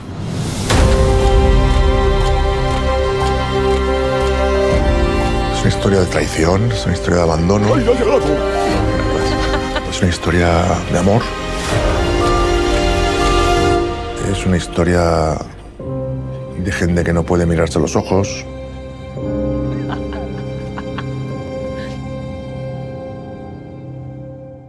Réalisateur mondialement célèbre, Esteban Martinez revient en Espagne pour tourner son nouveau film. Il en offre le rôle principal à une jeune actrice inconnue, sa fille qu'il n'a pas vue depuis 13 ans. La jeune femme accepte cette formidable opportunité mais sait qu'à l'occasion de ce tournage, elle va se confronter à un homme qu'elle n'a jamais pu considérer comme un père. Le poids du passé menace de rouvrir leurs blessures. Au casting, on a Javier Bardem, Victoria Luengo, Raúl Averalo ou bien encore notre Marina Foïs nationale. Et on commence les débats avec Lucas Vanacker. Qu'est-ce que tu as pensé de L'être aimé? Alors, moi, personnellement, Rodrigo Sorogoyen, c'est un cinéma qui m'amène bien, qui me touche. Parfois, surtout avec un de ces films qui est Matré. Je sais pas si vous aimez. J'adore. Moi, je suis un immense fan. Et donc, évidemment, par le cinéma, par la relation père et fille, évidemment, ça me plaît. Surtout Javier Bardem, évidemment. Et j'y vais. C'était d'ailleurs une attente assez particulière pour moi. Quand j'y vais, je vais au cinéma, je le regarde. Et il y a des scènes, vraiment, je vous dis, c'est horrible, mais le film, parfois, il me cueille, et ça marche du tonnerre, et parfois, il me laisse de marbre. Parce que j'ai pas l'impression d'avoir de réelle empathie. Là, on parle d'empathie, j'ai pas eu réellement de l'empathie. Malgré que le sujet du cinéma, montrer que j'ai entendu ça et c'est vraiment vrai que à plateau de tournage et comme à plateau de pouvoir, surtout du réalisateur, donc c'est fascinant. Et aussi Javier Bardem, exceptionnel. Il y a plein de scènes qui m'ont marqué. On est un peu en commun, la scène, bon, tout le monde est en commun. La scène du dîner. Bien sûr. Mais moi, il y a une scène, moi j'ai un amour pour les méos. C'est la scène où il est à table avec ses enfants et il met la méo du film.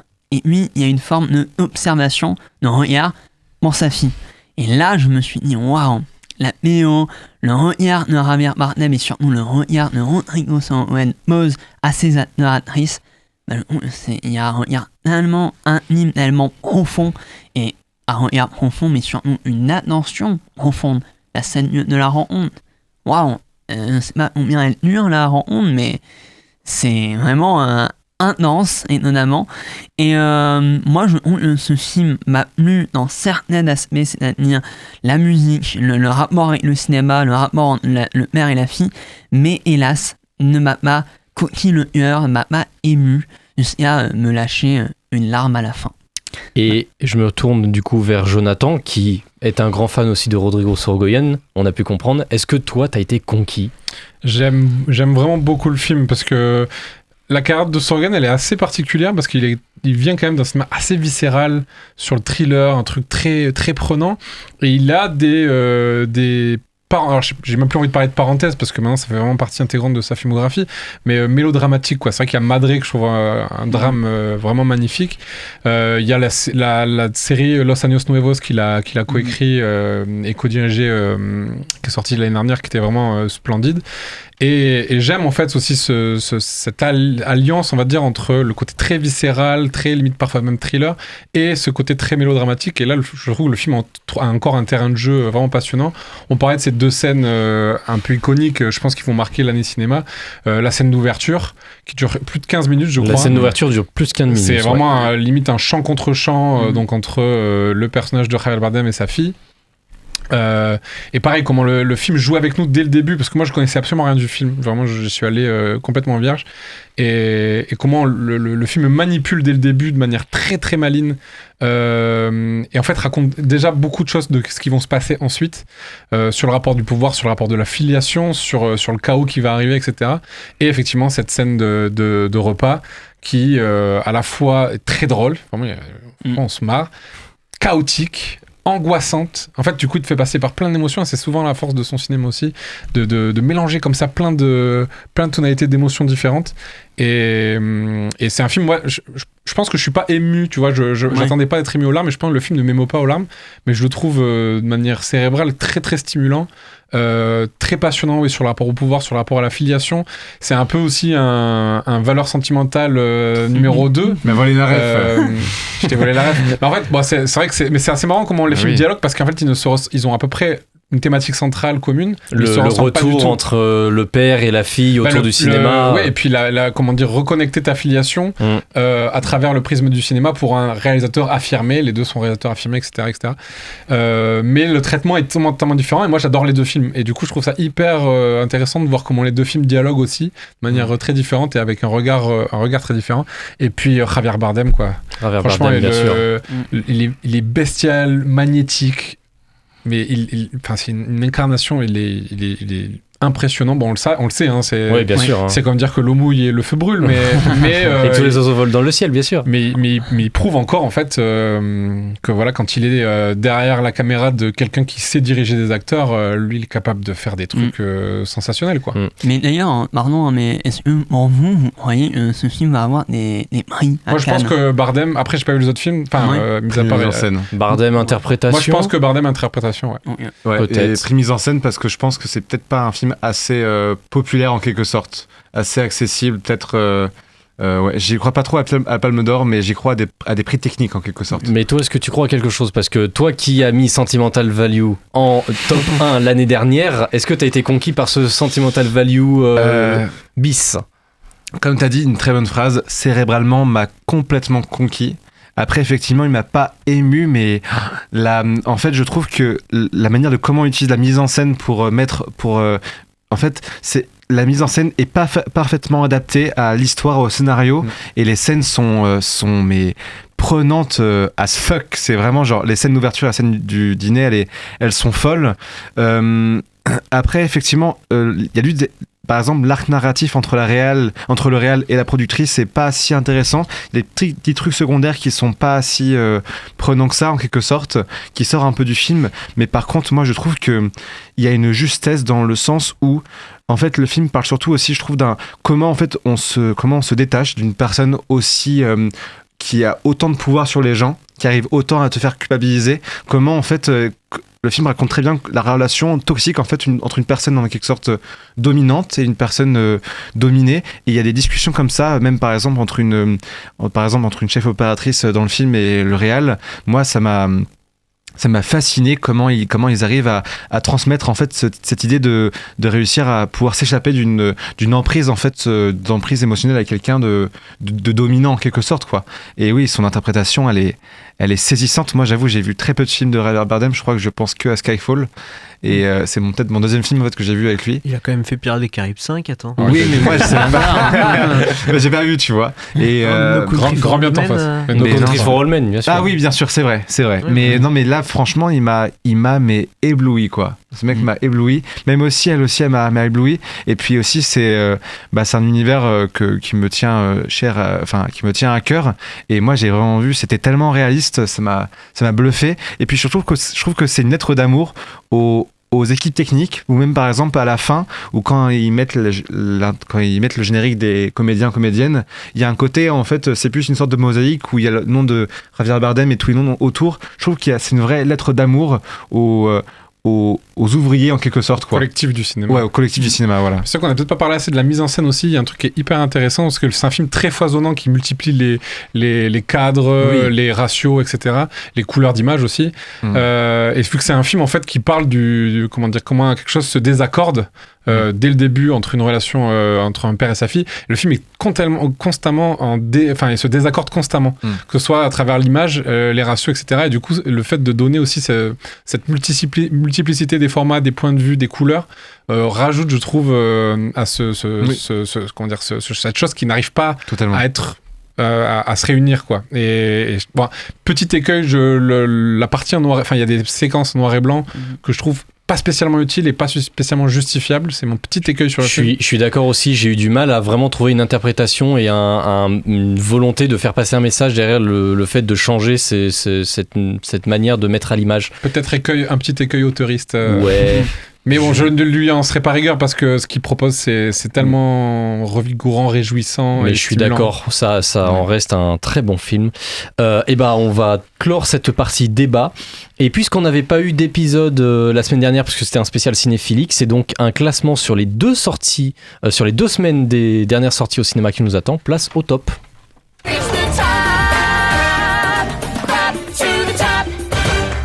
On commence avec le top 1 de chaque chroniqueur, puis on fera le top global de TCS.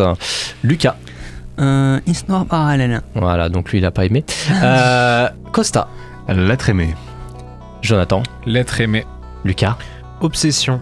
Ok, et moi c'est L'être aimé. En 3e place cette semaine nous avons Histoire parallèle. En 2e nous avons L'être aimé. Et en numéro 1 nous avons La Vénus électrique. On va parler, allez, on se fait un film chacun parce que je sais qu'on a vu beaucoup de films. Lucas, est-ce que tu as vu un film en plus cette semaine et que tu aimerais parler? Oui, j'ai vu L'Abandon. Il parle des 11 jours, les 11 derniers jours de Samuel Paty. Je l'ai trouvé un bad thriller intense, stressant et prenant.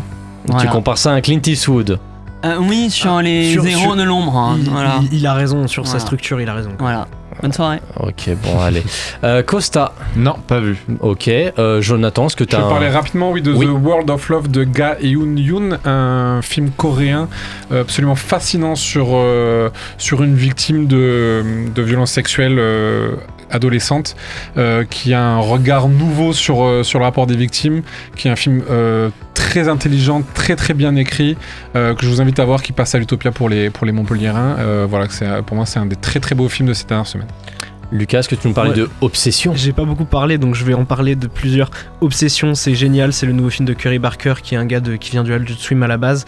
Ça a un humour noir fabuleux, mais c'est aussi une bombe de tension, et l'horreur a de nouveaux maîtres aujourd'hui, et je trouve ça fascinant de pouvoir voir des films comme ça, comme Obsession, qui sont faits avec 750 000 dollars. Ouais, et qui en a déjà rapporté 15 millions au box-office. C'est dingue, c'est fabuleux, et c'est important qu'on ait des auteurs comme ça dans le cinéma horrifique. Je parle aussi rapidement de Mortal Kombat 2. Je sais qu'il y a des gens qui n'ont pas aimé. Moi, je trouve que c'est un extraordinaire dans ses scènes d'action. Je trouve que c'est un peu con, mais Mortal Kombat, c'est un peu con de toute façon.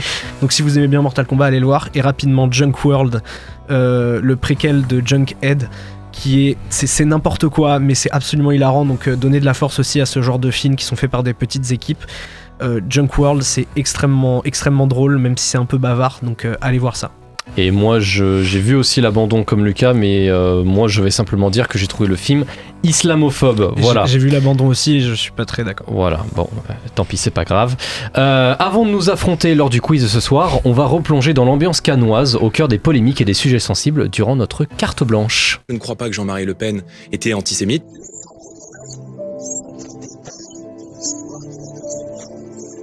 Tout le monde a piqué de l'argent dans la caisse, sauf le Front National. Oui, ce qu'il faudrait, c'est rendre inéligible la vie, ceux qui ont été condamnés. Le moment est venu de rendre l'argent. Dans notre carte blanche ce soir, nous allons nous pencher sur ce qui fait évidemment le plus parler de ces 79e éditions du Festival de Cannes, à savoir la polémique autour de Canal+. Tout commence lorsqu'une tribune est publiée par le journal Libération, dans laquelle plus de 600 acteurs, réalisateurs, distributeurs, gérants de salles ou bien encore techniciens du cinéma dénoncent l'emprise du milliardaire d'extrême droite Vincent Bolloré sur le cinéma français. En effet, le propriétaire de Canal+, financeur majoritaire du cinéma francophone, est désormais sur le point d'acquérir 100% des parts du GC, troisième plus grand réseau de salles en France, d'ici à 2028. Les signataires refusant que le milliardaire soit en situation de monopole et utilisent le 7e art comme outil de propagande pour son projet civilisationnel, comme l'est sa chaîne CNews à la télévision, ce dernier a fait parvenir via Maxime Saada, le président de Canal+, que son groupe ne financera plus aucun projet contenant l'un des signataires de la pétition. Entre-temps, d'autres acteurs du cinéma ont signé la tribune, portant aujourd'hui à quelques 2000 personnes potentiellement blacklistées par le premier financeur français, installant un avenir incertain et plus que précaire pour l'avenir. Cette situation fait poser une question qui sera notre point de départ pour ce soir. Le cinéma français peut-il se passer de Canal+ et du groupe Bolloré ?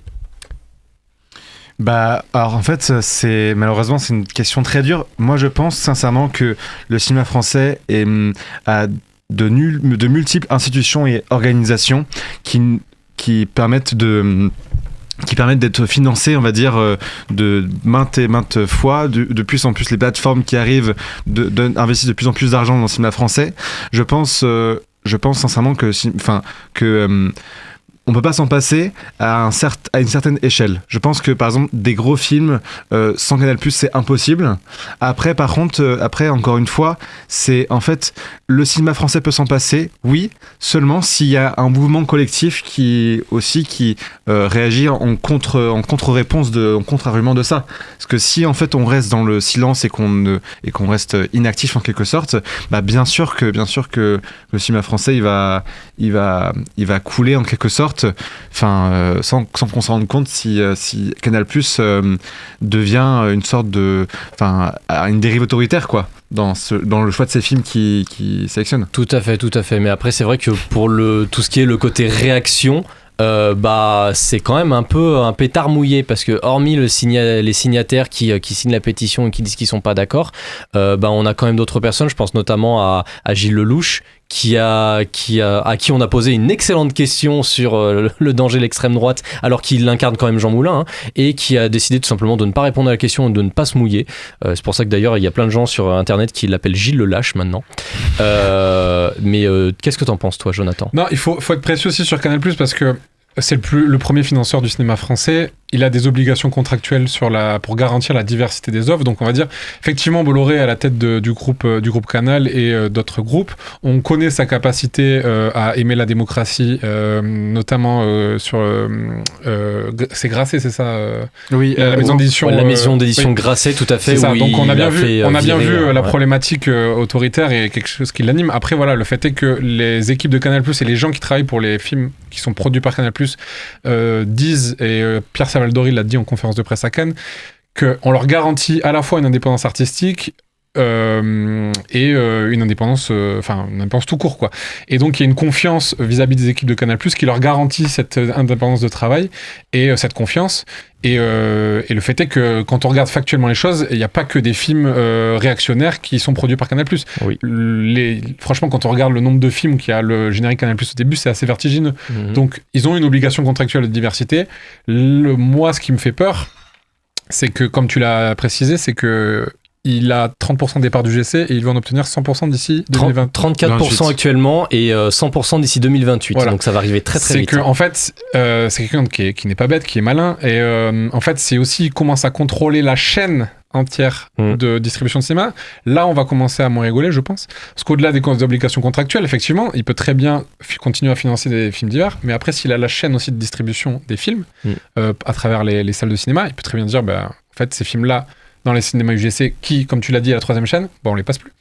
Et donc, du coup, il y a un vrai danger. Après, voilà, c'est que la réaction de Maxime Sada est minable, de créer une forme de liste noire. C'est une manière un peu... de toute façon, c'est un peu à l'image de ce qu'est en train de devenir Canal+. Puis d'ailleurs, il voulait avoir un effet un peu, on va limiter ce truc-là, on va arrêter. Et au final, les gens ont encore plus signé la pétition. En fait, c'est que ça donne raison aux craintes, en fait. Bien sûr, en fait, c'est que les gens n'ont pas exprimé... Enfin, c'était un avis qui était fou sous forme de crainte. On a peur pour le cinéma français, on a peur pour l'indépendance, la diversité et la viabilité du cinéma français. Et dans un moment qui est quand même fascisant avec la montée des extrêmes droites, que ce soit dans le monde et même en Europe et en France aussi, il y a un danger et du coup c'est exprimer une inquiétude sur ce danger que représente Vincent Bolloré. Il ne s'en cache pas, il est dans une guerre culturelle contre la gauche. Il est dans une guerre culturelle avec tous ces médias, que ce soit les journaux, que ce soit les chaînes télé, c'est pas un délire, je veux dire c'est prouvé, il le dit, il l'assume tel quel. Il est dans une guerre culturelle et donc c'est dangereux. Et je pense que là effectivement ces inquiétudes doivent se transformer en actes et qu'il faut qu'on trouve d'autres financeurs. En fait, s'il y a un monopole ou qu'il y a une primauté sur un acteur, il faut essayer de s'en détacher le plus possible. C'est même comme, tu vois, quand il y avait eu le conflit avec la Russie et l'Ukraine, on a dit, si on est dépendant du gaz russe, il faut qu'on essaye de s'en dépêtrer. C'est un peu la même chose, je pense, aussi au niveau du cinéma. C'est que si on est dépendant de Canal+, il faut peut-être essayer de trouver des solutions alternatives pour produire des films et ne plus être dépendant de ça le jour où, effectivement, ça risque de se fascisé, voilà.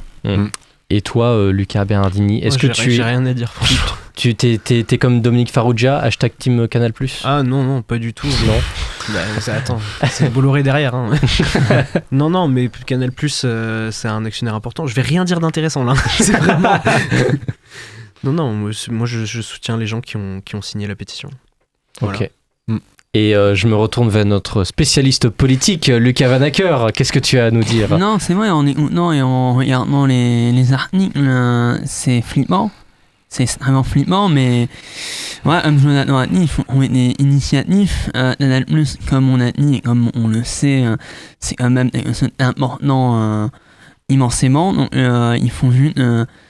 c'est le balai, on va dire. Voilà. Justement, il y a Véro Laurent dans le chat qui pose une question. Et agir de l'intérieur dans Canal+, est-ce que c'est pas impossible ? Alors, en fait, comment dire, tous ces gens qui, en quelque sorte, ne donnent pas leur opinion publiquement. Moi, j'ai pour expérience en quelque sorte que ces gens-là, eux, ils ont cette volonté de rester, on va dire, amis avec Canal+, pour que après, dans d'autres projets, dans la fabrication des films intérieurs, qu'ils puissent en quelque sorte donner leur pouvoir en défendant des films qui parlent de minorités, par exemple, quoi, qui est à l'encontre de ce que veut véhiculer Bolloré en quelque sorte. Donc oui, moi je pense qu'on peut agir de l'intérieur, mais la vérité c'est qu'il faut aussi quand même que l'opinion publique ait conscience de tout ce qui se passe. Et s'il y a parmi les signataires, en quelque sorte, il n'y a pas beaucoup aussi de stars du système. Et c'est ça aussi qui manque pour que vraiment c'est un peu plus de poids, en quelque sorte aussi. Je pense pas qu'ils soient dépolitisés, que ce soit, je pense à Gilles Lelouch ou à d'autres. Oui, en voilà. fait, c'est qu'aussi ils sont dans une logique de carrière artistique. Bien sûr. Et donc du coup ça les mettrait. Je comprends. dans la merde. On peut les traiter de lâches, c'est légitime. Ça reste aussi complexe quand c'est aussi ce qui te fait vivre, c'est une passion. Donc je comprends de manière aussi un peu égoïste qu'on ait envie de préserver en fait ce qui nous fait vivre et ce qui nous passionne. Je pense pas que c'est des gens qui sont dépolitisés. Je pense même qu'au fond d'eux ils sont plutôt en accord parce que je pense pas que Gilles Lelouch était un énorme droitard par exemple. Non, ça m'étonnerait. Donc je pense que c'est des personnes qui ont le cul entre deux chaises parce que la situation est très complexe, très inconfortable. Donc il y a peut-être un effet Justine Triet avec le fait qu'elle ait pris position à l'encontre de la réforme des retraites et qu'elle avait été un petit peu punie en n'ayant pas été la représentante de la France aux Oscars. Il y a peut-être un effet comme ça, non ?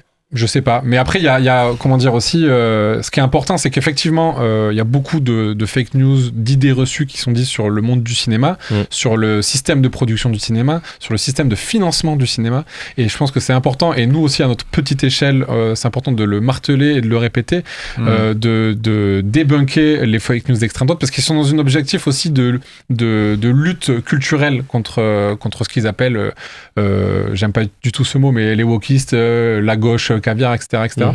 Il y a plein de fausses informations, il y a plein d'idées reçues en fait sur lesquelles ils alimentent, et en fait c'est important de les déconstruire et d'apporter la vérité, en fait les faits, parce que justement ça va alimenter aussi le fait que Bolloré pourra continuer à faire ce qu'il veut si on continue à véhiculer ces idées reçues là, quoi. Bien sûr, parce que non, le cinéma français n'est pas payé avec vos impôts.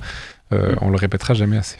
Donc, écoutez, merci beaucoup pour ce petit débat constructif, les copains. Même si on rappelle que pour pouvoir vivre encore longtemps et être en pleine santé, c'est pas des légumes qu'il faut manger, mais c'est les riches. Voilà. Sans transition, place au quiz de ce soir, présenté par Luca Bernardini. The game is on.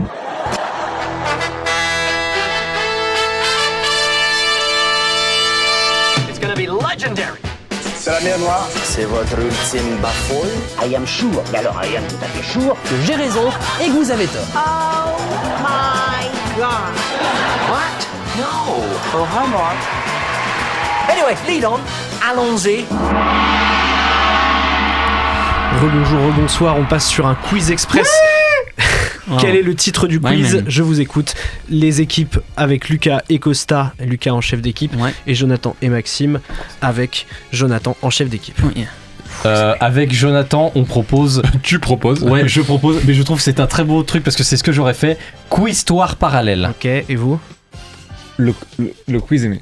J'aurais dit ça, moi. Eh ben, c'était Quiz-histoire parallèle. Non, il a regardé, il a réussi. Deuxième question, musique de film. Dans quelle œuvre peut-on entendre cette musique ? Ça a un lien avec. Astérix Obélix, la série de Chabat. Oui. Combat des chefs, oui, mais je l'avais. Je te la donne, je l'avais. C'est Maxime et Jonathan. Un demi-point. Ça fait 2 points. Non, ça fait 2 points. C'était le combat des chefs dans lequel on retrouve Anaïs de Moustier et Gilles Lelouch. En or ou en bois, je retrouvais les vraies infos parmi ces propositions. Ça a leak à cause d'une photo de tournage dans l'épreuve 3. Nos profs préférés se retrouveront face à Hitler. Est-ce que c'est vrai ou est-ce que c'est faux ? En or ou en bois. J'ai pas envie d'y croire. Ouais, non, mais j'y crois. Je sais pas. Allez-y. Je sais que c'est censé avoir une histoire de retour vers le passé, donc j'ai envie de dire en or. En or, et non, c'est en bois. Par contre, ils se retrouveront face à Napoléon. Waouh. Une série documentaire Netflix sur l'invention des biscuits BN est en préparation. Est-ce que c'est en or ou est-ce que c'est en bois ? Moi, c'est en bois, ça. J'ai envie de dire en or. C'est Netflix sur les BN. En or. J'ai envie de dire en bois pour mais bon. On va aller en bois. En bois, c'est en bois effectivement. Désolé. 3-0. Et enfin dans Toy Story 5, on aura le grand retour de Benoît Magimel en Ken. De quoi encore dit ? Benoît Magimel en Ken dans Toy Story 5. Rôle qu'il avait déjà interprété dans Toy Story 3. J'ai envie de dire oui. En or ou en bois ? Ouais, en or, je pense. C'est pas déconnant, oui. En or ? En or. Et de l'autre côté ? En or. En or. Et non, c'est en bois. 3-0. Je suis désolé. Qui a dit, alors je vais vous lire une citation, vous allez devoir deviner qui a dit ça. Il y a 2 jours, je tombe sur un ouvrage, je commence à lire le bouquin, ça s'appelle Le petit asticot de Jean Blonblon.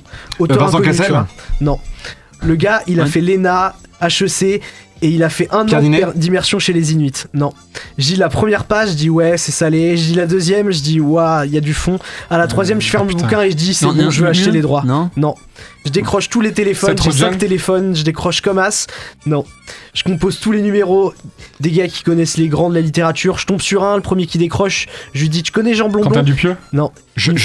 C'est pas le gars qui a sorti Le Petit Asticot, exactement. D'accord que c'est un chef-d'œuvre. Il me fait Man, c'est la plus grande débousse que j'ai lu. Jonathan Cohen, bien sûr, dans Serge le Mytho. Bah oui, bien sûr. Jonathan Cohen dans Serge le Mytho. Ça fait 1 point pour Lucas et Costa. On passe au quiz spécial. C'est un quiz sur les films où on parle aux morts. On commence avec qui c'est celui-là de quel film vient ce personnage? Je suis désolé.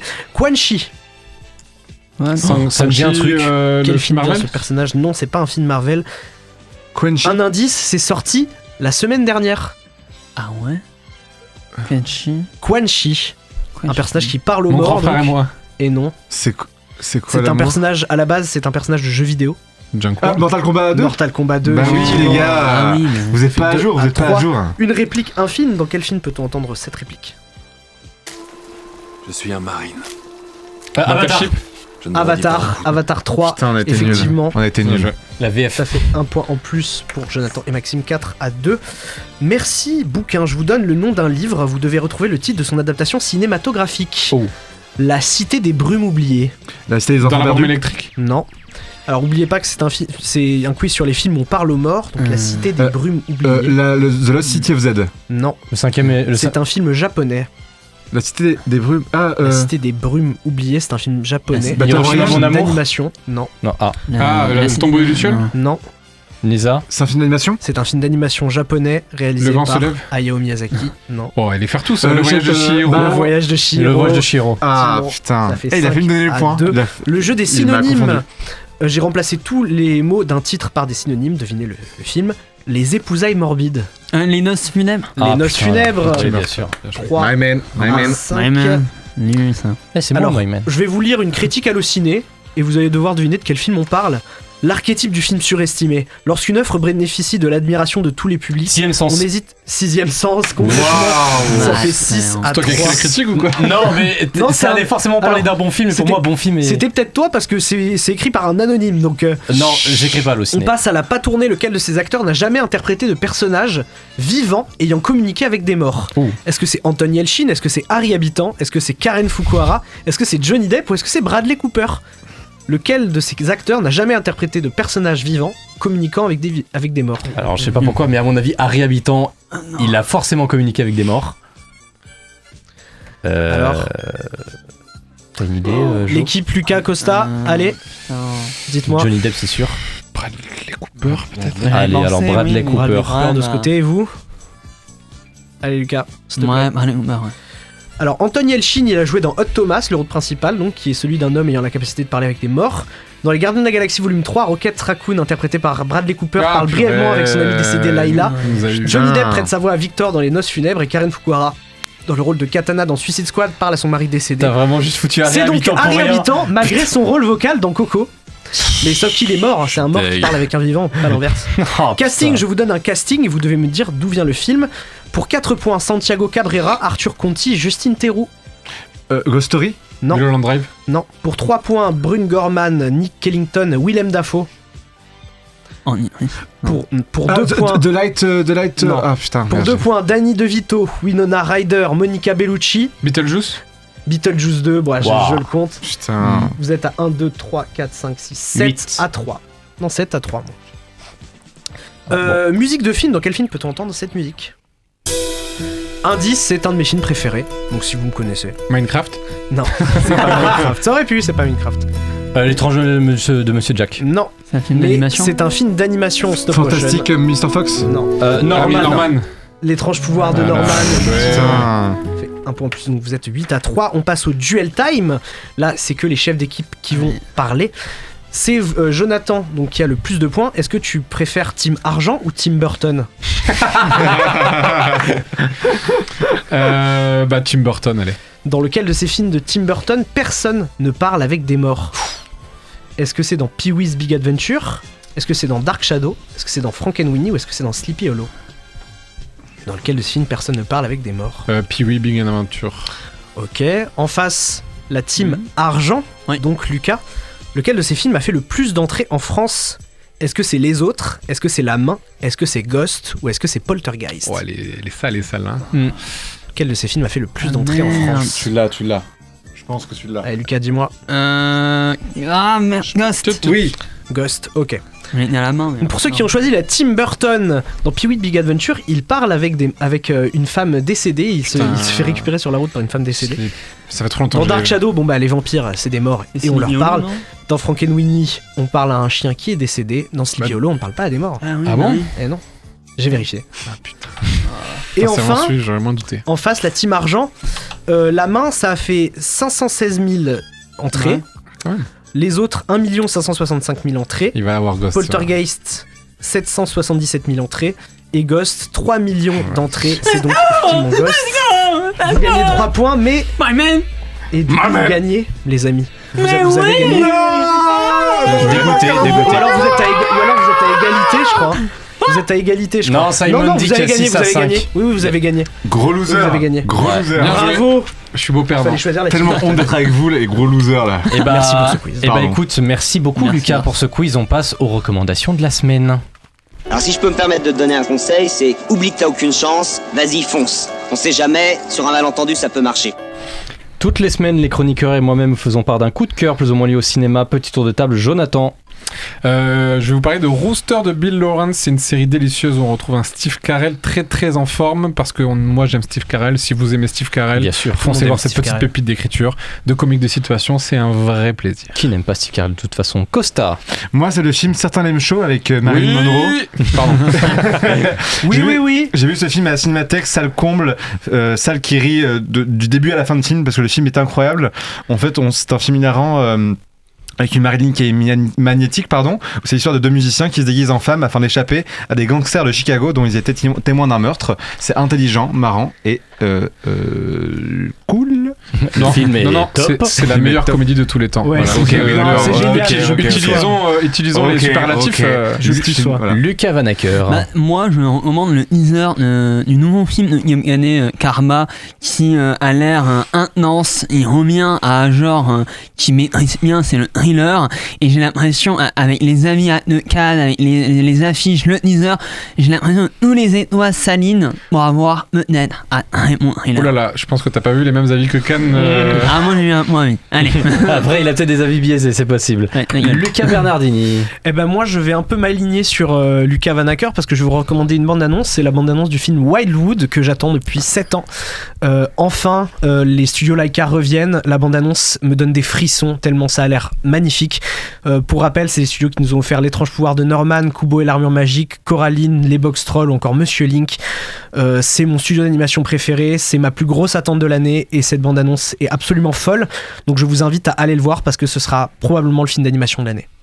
Et quant à moi, je vous recommande la web-série que je me suis rematée il y a pas longtemps, Coco Voite sur YouTube. J'adore prendre les Blablacar et Coco Voite montre à la perfection à quel point un Blablacar ça peut être complètement barré et complètement hilarant. C'est bourré de créativité et surtout ces gars-là, je les kiffe. Donc foncez voir Coco Voite. Merci du conseil. L'émission touche malheureusement à sa fin. Merci à Jonathan, Costa et les Lucas au carré d'avoir été avec moi en plateau. Merci également à Yanis, Corto et Simon d'avoir été présents en régie. Et Loulou aussi. Merci également à Naomi et Solène de nous avoir donné des nouvelles de la Croisette. Un grand merci à ma maman de m'avoir enfanté il y a maintenant 23 ans. Je suis clairement pas un cadeau, mais je t'aime beaucoup. Voilà. Ah bah oui. Bisous maman. Bisous maman. Vous pouvez suivre les actualités des émissions ainsi que notre couverture du Festival de Cannes sur les réseaux sociaux. Vous pouvez nous retrouver également en rediffusion sur YouTube, Deezer et Spotify. La semaine prochaine, alors normalement ça aurait dû être notre Vincent Bolloré à nous, le grand patron Simon qui revient en commande. Mais du coup on m'a dit qu'il y a eu un changement et que c'est Hugo Paccard qui revient aux commandes de l'émission et qui sera centré sur un débrief complet du Festival de Cannes, mais avec aussi 2 films qui seront chroniqués, à savoir Star Wars The Mandalorian and Grogu de Jon Favreau et Autofiction de Pedro Almodovar. Alors à moins d'un imprévu de dernière minute, c'était ma dernière émission en tant que présentateur pour cette saison et je ne peux pas rater une occasion pareille puisque vu le contexte actuel à Cannes, pour diffuser une chanson qui, plus que jamais, à l'approche des périodes électorales, doit nous rappeler les fondamentaux. On rappelle mort au FAF et vive la gauche. The Cinema Show, c'est tous les mercredis de 19h à 20h30 sur Radio Campus Montpellier et c'est encore un peu maintenant. Merci.